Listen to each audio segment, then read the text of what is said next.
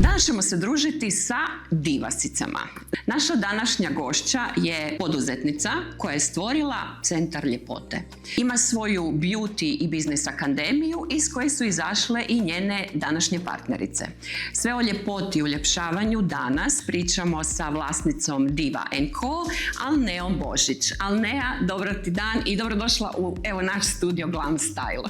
Emily Vitasović. Dobar dan Gledis, hvala na pozivu. Matea Kalčić. Dobar dan, hvala na pozivu. Ja sam već živjela mada bila napravila sa 20 godina stan, biti renovirala i tamo sam stavila studentice, već sam ja bila poduzetna. Biti kad sam krenula sam još radila u call centru i počela sam raditi u mojoj kuhinji. Znači to je kao klasika, da pred porod od ljubomora ili ne znam čega ti želi smjestiti ucjenjivanje. Znači ti radiš i laserski skidanje tetovaža.